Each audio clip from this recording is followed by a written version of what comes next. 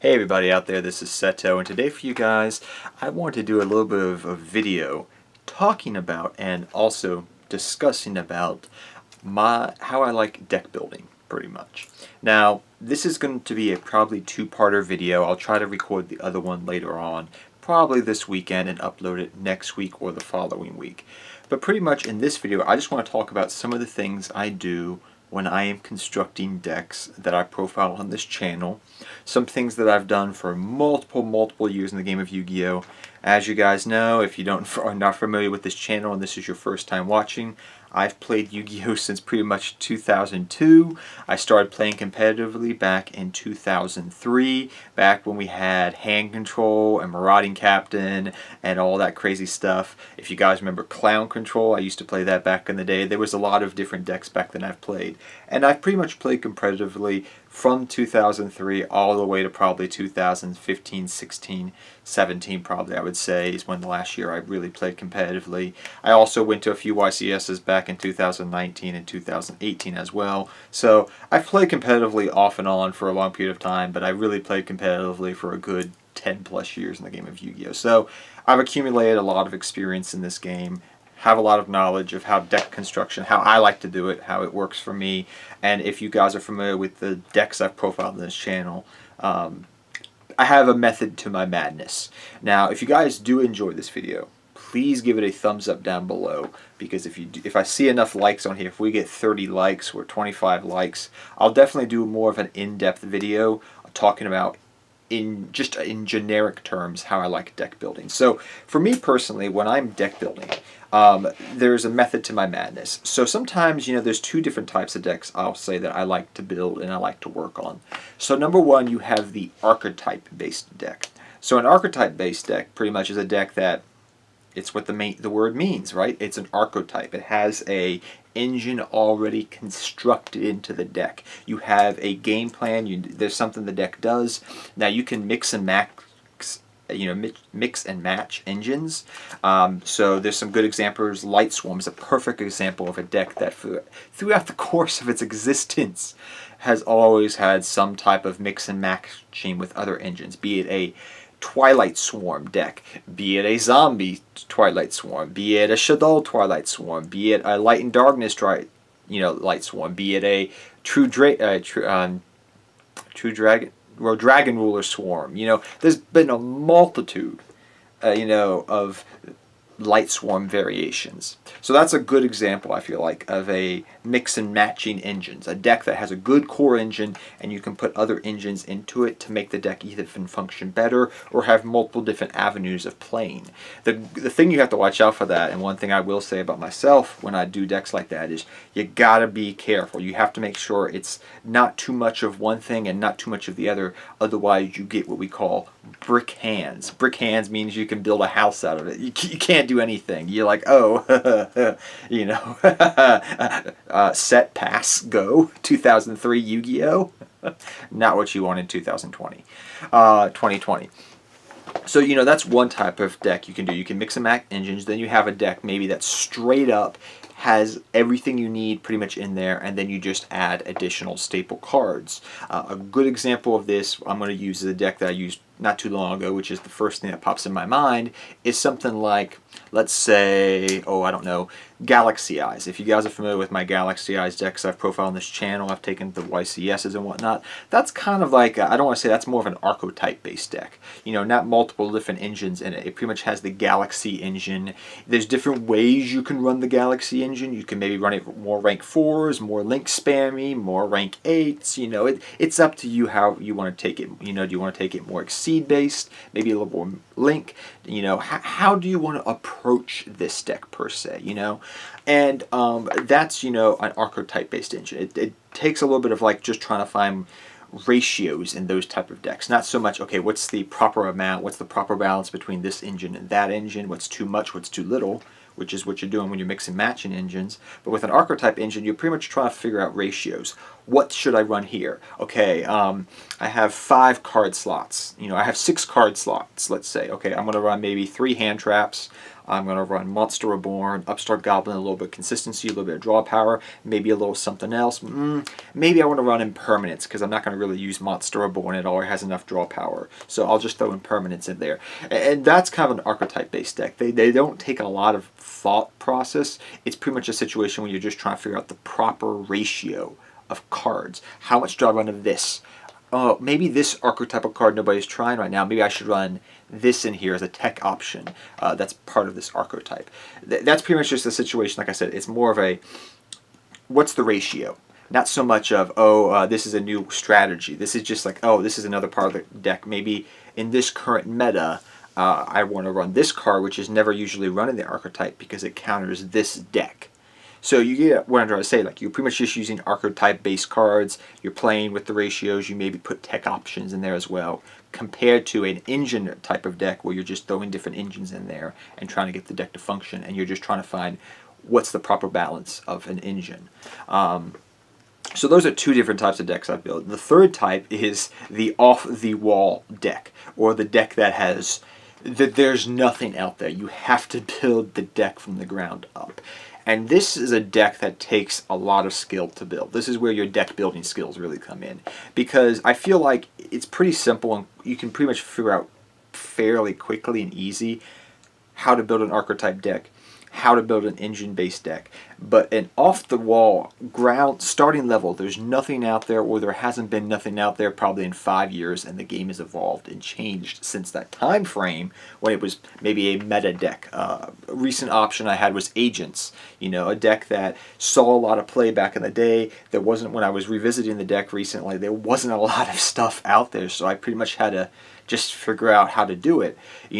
Yes, there was an archetype-based deck, quote-unquote, but I had to do a lot of testing because there's not a lot of things out there. But a perfect option of what I'm trying to describe here that's even better than that is something maybe like, I don't know, the Egyptian God deck I built years ago, the Pyramid of Light deck, Celtic Guardian, Goblin deck, Arcana Knight Joker deck. There's a list of these decks going down the line that we could go down right now. But you get what I'm trying to say. A deck where there's really no archetype per se. There's maybe a couple cards that work together that are quote unquote an archetype, but there's really not a core strategy around it compared to these other decks where you have engines or you have an archetype. You have to pretty much build from the ground up. You have to start from the bottom. Now you're here.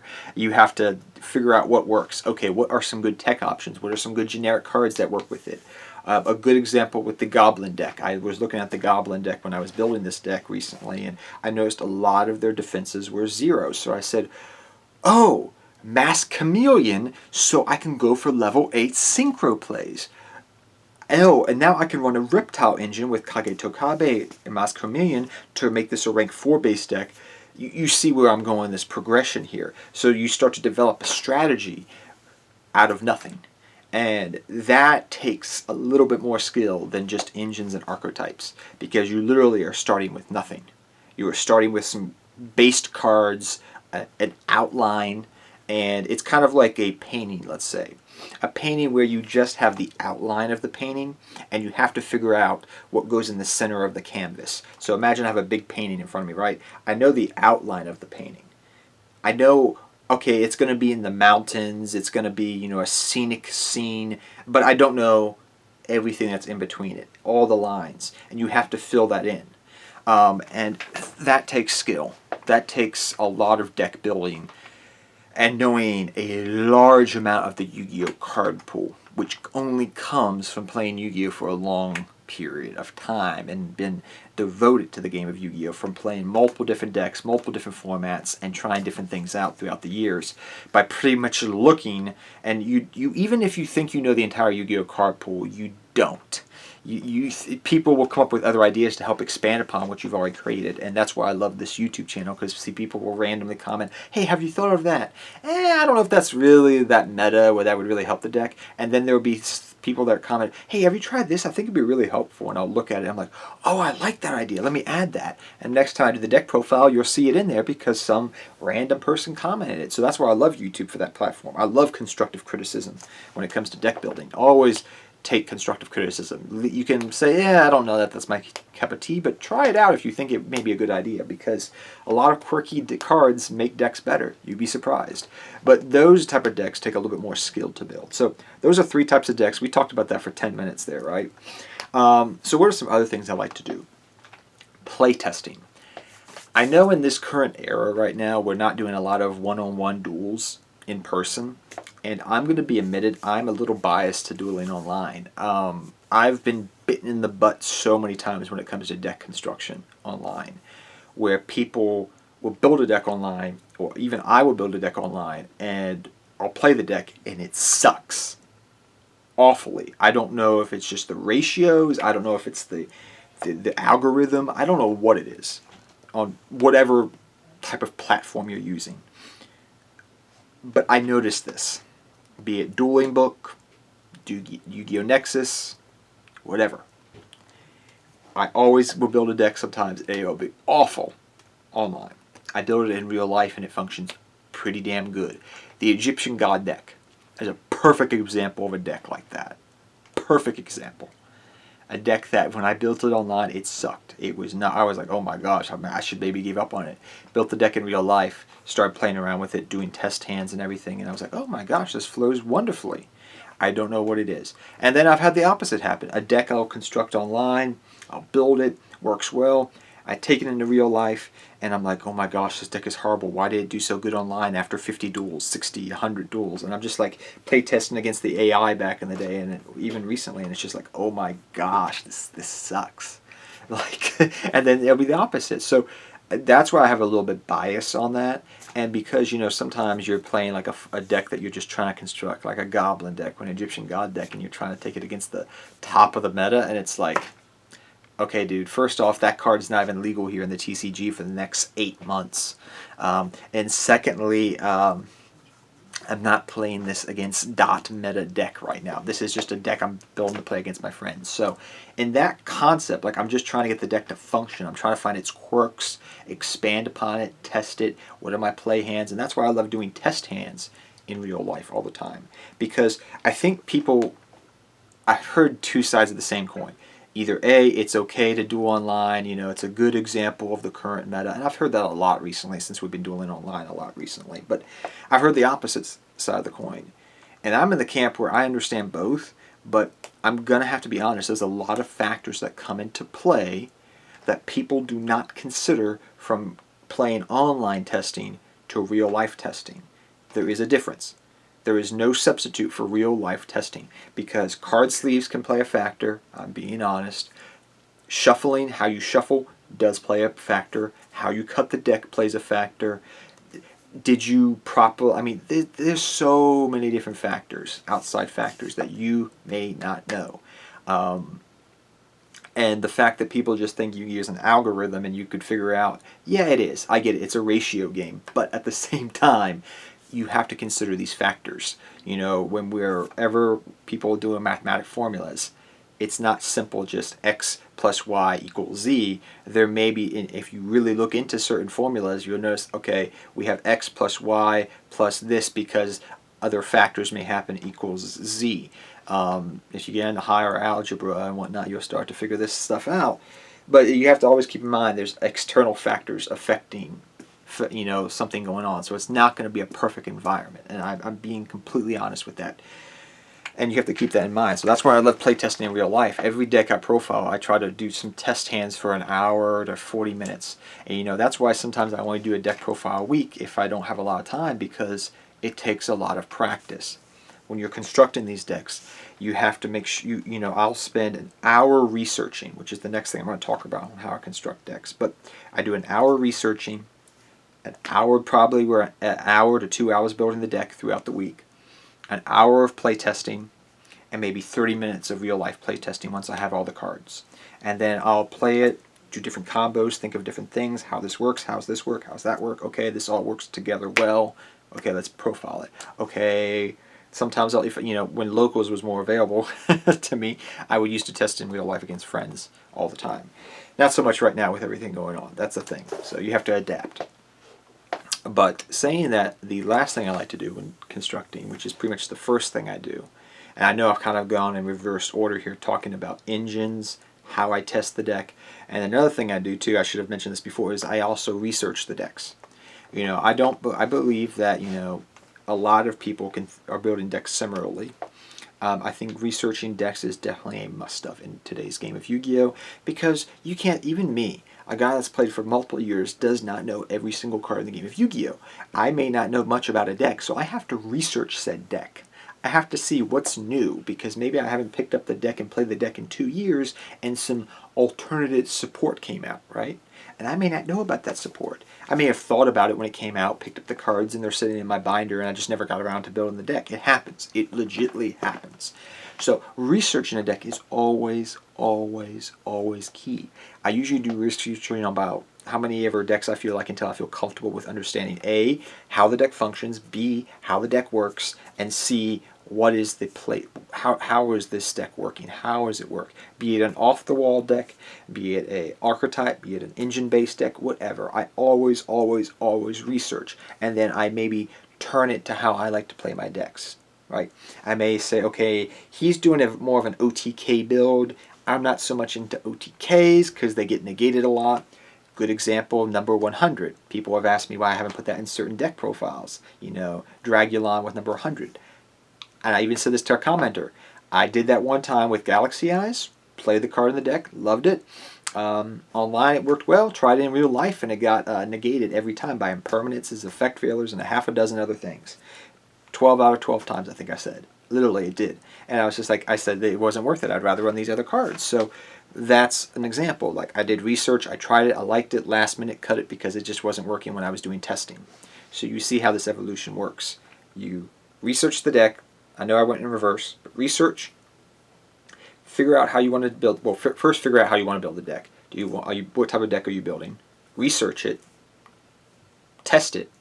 Test it. Test it again. Play it in real life. At least do test hands, for the love of Pete. Do test hands. And then go forward. And then you adapt and change different things depending upon the meta, depending upon the environment you're playing said deck. Is it a fun deck? Is it a competitive deck? Is it just a casual deck? What type of deck are you building? A casual fun deck cannot go against the meta all the time. A semi-competitive deck can go against the meta and get you wins, right? It can. It's called Rogue for a reason. But, a casual fun deck like Egyptian Gods, I'm not planning for Egyptian Gods to take down the meta. Though I will admit I've won some games against the meta because Sphere Mode is a bitch. So, excuse my French, I cussed. But you get this is just how I like deck building, how I like deck construction. These are just some tips I do when I'm doing decks for this channel. Research, testing, playing, thinking of different things, thinking of different concepts. And the last thing I'm going to mention before this video that I like to do, and you want to keep in mind, and I'm going to talk more about this if you guys really enjoy this video, on how I liked progressively building a deck, and it goes for any deck really, is I like to figure out, how do I want to build this deck? Is it this deck naturally an OTK deck? Right? Maybe I want to add these cards because of that, right? Or is it more of a control-based deck? Right? I want to control the field, control the board. Gravekeepers, right? Good example. Just thinking of examples off the top of my head. Or is it kind of like a middle-of-the-road deck where it's a combo deck. It mainly focuses on doing a bunch of different combos to get different cards. Not an OTK deck, just a combo-oriented deck. And it may have some control elements that you can throw in there, right? The Agent deck profile is a perfect example. Combo-oriented deck, but it also has a little bit of control spiced in there for some spice, right? And so, it just depends. Sometimes you have these middle-of-the-road decks that they don't really have a concept of what they do. They can do different things. They can, if you wanted to build it more of an OTK deck, you probably could. If you wanted to build it more of a control deck, you could. Or you can keep it in the middle and keep a proper balance. But it just depends. Some decks are naturally OTK-based, some decks are naturally control-based, and some decks are smack dab in the middle. Maybe they don't have enough support, things of this nature. So it just depends how you want to build the deck and what's your preference in deck building. So hopefully you guys enjoyed this video. I know it was a little bit of rambling. I know it was a little bit all over the place. I do apologize. I wanted to just make this video right off the bat, talking about how I like building decks when I profile them on the channel. If you guys enjoy this, though, please leave a thumbs up. If we get 30 thumbs up, 30 likes on this video, minimum, I promise you guys I will revisit and do an updated version to a video I did many years ago talking about how I like deck building in general. This video would be talking about deck building from researching all the way, it would probably be a 30-minute video, 20-minute video, from researching all the way to taking the deck to a tournament. So, yeah, if you guys enjoyed this video, please leave a thumbs up. Take care, guys. Good luck dueling to all of you.